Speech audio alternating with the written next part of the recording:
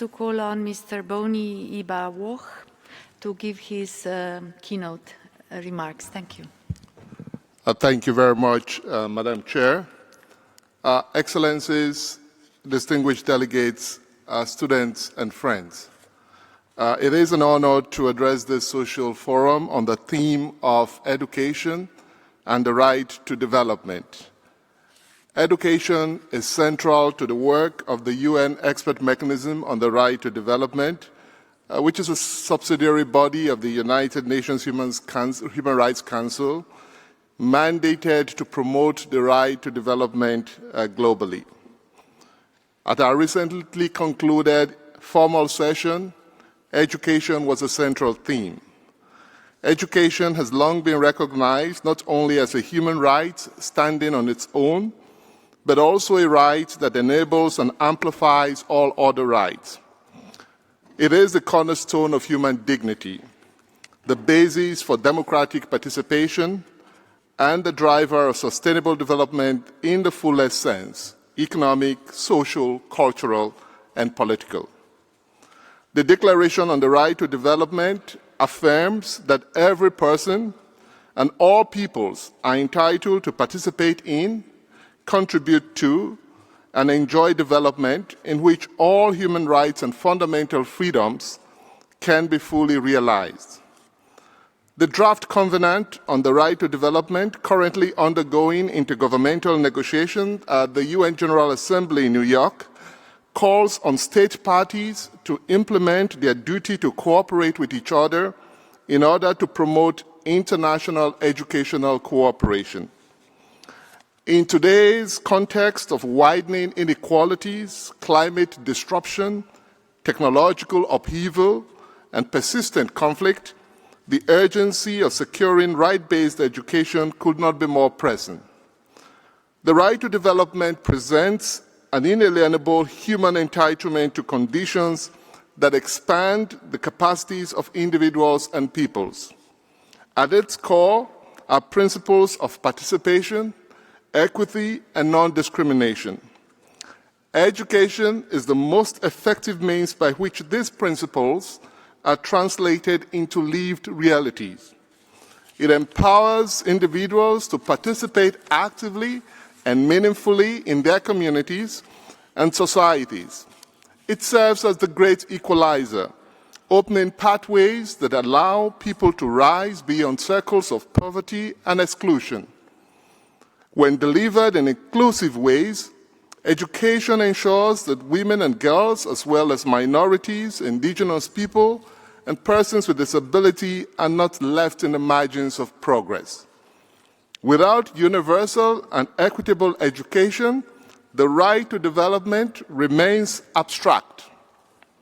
With education, however, the right becomes concrete and transformative, enabling individuals and societies alike to build peace, to foster prosperity, and to safeguard the natural environment on which development depends. Education is often described as a multiplier right because it is indispensable to the enjoyment of all other rights. It equips citizens to increase civil and political freedom responsibly and to engage in full democratic life. It opens doors to decent work, fair wages, innovation, thereby strengthening economic rights.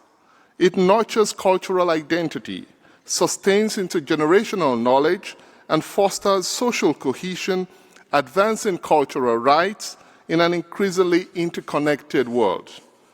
And by raising awareness of ecological interdependence, education equips communities to respond to climate crisis and to pursue sustainable development, thus reinforcing the emerging right to a healthy environment.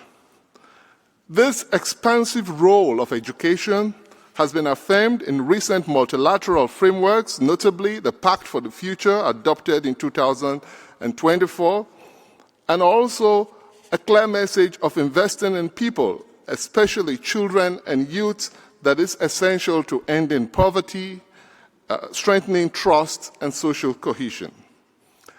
Excellencies, distinguished delegates, Even as the centrality of education is universally acknowledged, the ability of millions to enjoy this right is under severe threat.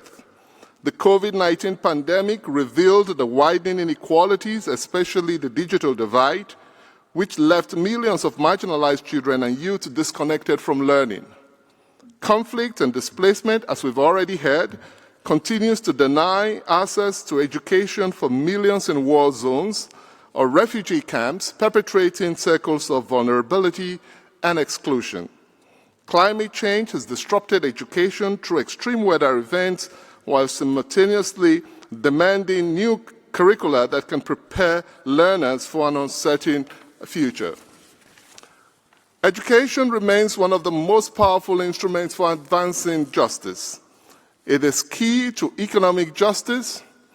It provides the knowledge and skills that allow individuals to break the chains of poverty and participate in labor markets.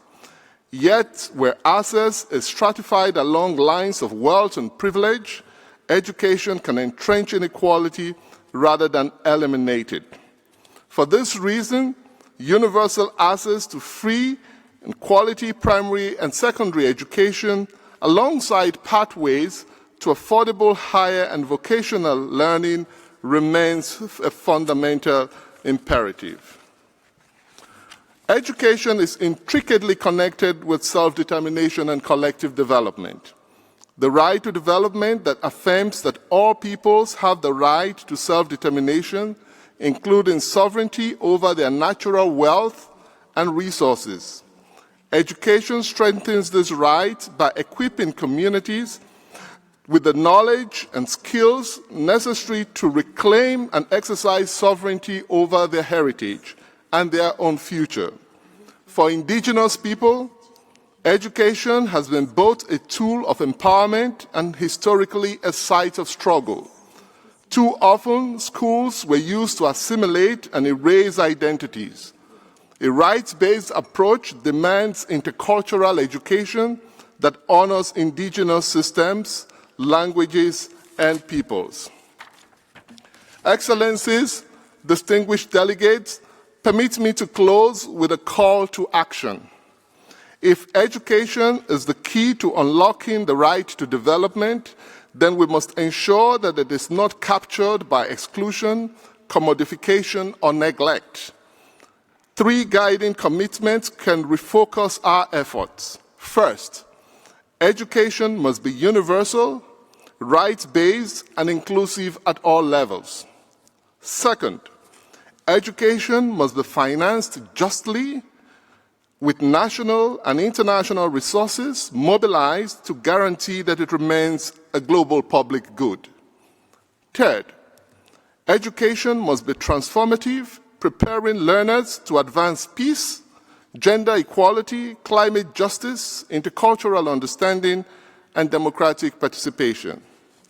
Education is not only the foundation of the right to development, it is the foundation of freedom itself.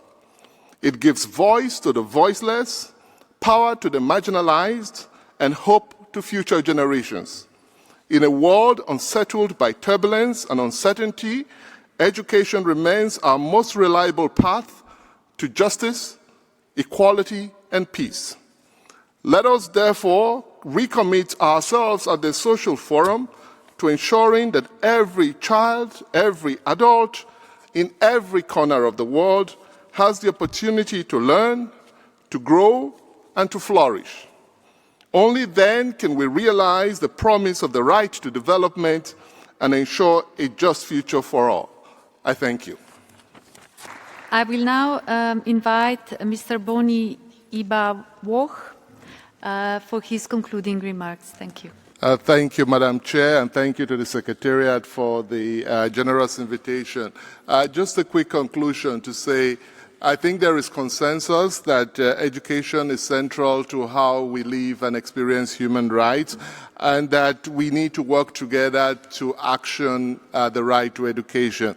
I want to conclude by offering one of the tools that I think we can use in really actualizing so many of the great ideas that have come today, and that is the right to development framework. Two elements of that framework I think are very essential to the discourse we've had this morning about the right to education. The first is the right to participate, making education relational, as we've heard, making it relevant to people. The right to development provides that framework. Another unique dimension of the right to development that I think makes it a very useful tool for actualizing the right to education is the duty to cooperate. The right to development frameworks emphasizes the duty of states to cooperate to remove the obstacles to the right to education and the right to development. So we recognize that in an increasingly globalizing world, education cannot just be left to states, some of which have limited capacity, even though states are the primary duty bearers for human rights. There is an urgent need for global cooperation to make education accessible to the populations of the world. And then finally, as we speak, there is a discussion about getting a legally binding covenant on the right to development going on. The right to development has been a declaration since 1986. Now there is a move to make this a legally binding instrument. Intergovernmental negotiations are happening, General Assembly in New York, and I urge the delegates here present, the civil society representative, to be engaged in that process. Talk about it and express your views in this discussion about how we can make the right to development and the right to education real in our times. Thank you.